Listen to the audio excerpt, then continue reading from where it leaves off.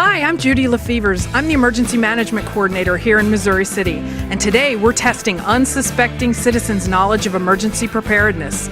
Come with me. Let's see who we can find. Hi, ma'am. How are you today? Hi, how are you? I'm good. What's your name? Rosalind? My name's Judy, and I'm asking some questions about emergency preparedness. Can you help me? Sure. All right. How many days of emergency supplies do you need to keep in your emergency preparedness kit? 30? That's a great answer, but rule of thumb is you really only need to have 3 days of supplies on hand in case of emergency. What type of food do you keep in your emergency kit? Let's see. Fish, rice, waffles, maybe?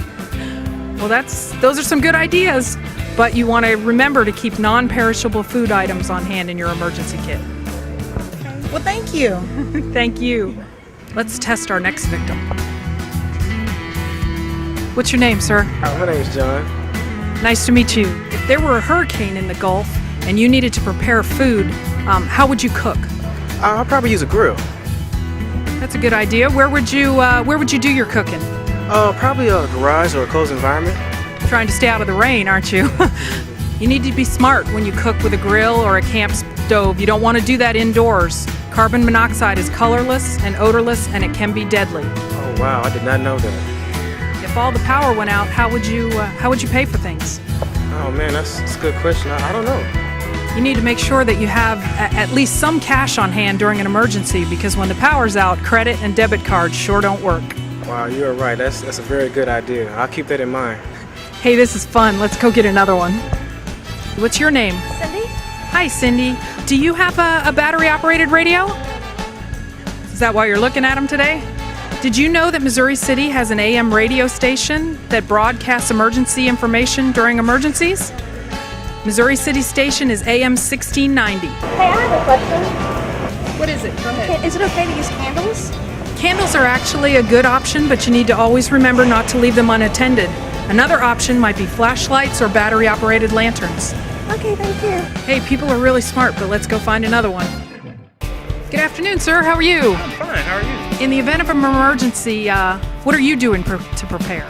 Well, in case of an emergency, I don't know. If my lights get cut off, I do have a generator at home, so I'd be able to have a little power. Great. And where are you keeping that generator? Where are you putting it when you're using it to power your house? A small one, it'll probably be inside my home.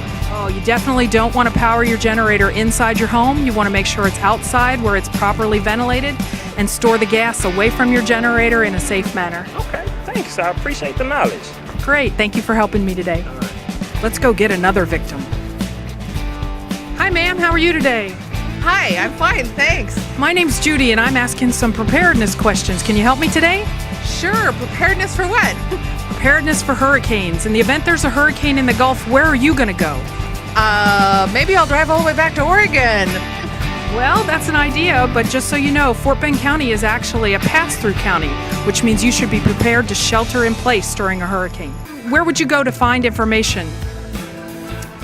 I suppose from the television, watch a lot of TV.